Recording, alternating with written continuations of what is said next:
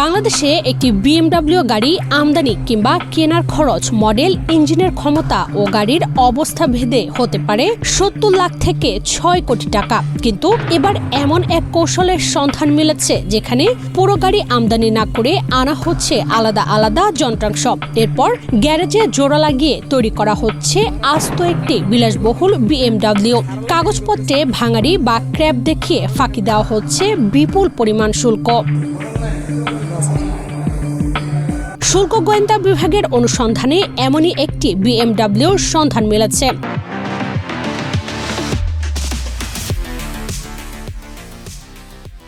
যার বাজার মূল্য প্রায় ৩.৫ কোটি টাকা বলে ধারণা করা হচ্ছে। অথচ গাড়িটি সরাসরি আমদানি করা হয়নি, ভিন্ন ভিন্ন পার্টস এনে গ্যারেজে জোড়া লাগিয়ে তৈরি করা হয়েছে পুরো গাড়ি। আর এখানেই উঠেছে বড় প্রশ্ন, বিলাসবহুল গাড়িকে যদি ভাঙাড়ি বা আলাদা যন্ত্রাংশ হিসেবে দেখিয়ে দেশে আনা হয় তাহলে কত টাকার শুল্ক ফাঁকি দেওয়া সম্ভব? ২৭ আগস্ট বৃহস্পতিবার আলাদা আলাদা যন্ত্রাংশ এনে তৈরি করা প্রায় ৩.৫ কোটি টাকা মূল্যের এই গাড়িটি জব্দ করেছে শুল্ক গোয়েন্দা বিভাগ।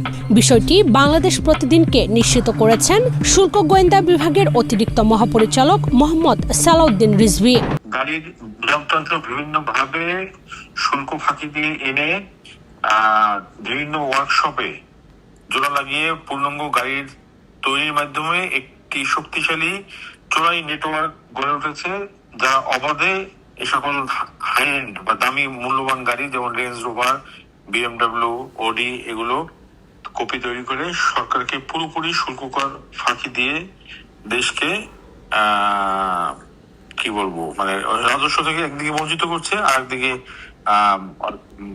ইন্টারন্যাশনাল পেটেন্ট আইন বা অন্যান্য আইনেরও লঙ্ঘন করে এটা প্রকৃত গাড়ি ব্যবসায়ীদেরকে একটা ঝুঁকির মধ্যে ফেলে দিচ্ছে। জব্দ করা গাড়িটির পেছনে কারা রয়েছে, কোন পথে আলাদা আলাদা পার্টস দেশে এসেছে, কোথায় সেগুলো জোড়া লাগিয়ে গাড়ি তৈরি করা হয়েছে এবং এতে সরকারের কত টাকার রাজস্ব ক্ষতি হয়েছে, এসব বিষয় এখন খতিয়ে দেখছে শুল্ক গোয়েন্দা বিভাগ।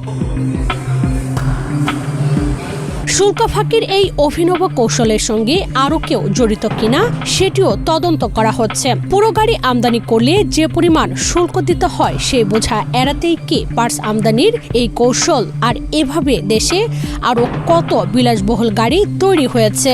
উত্তর খুঁজছে শুল্ক গোয়েন্দা বিভাগ। ইশরাত চৈতি, বাংলাদেশ প্রতিদিন।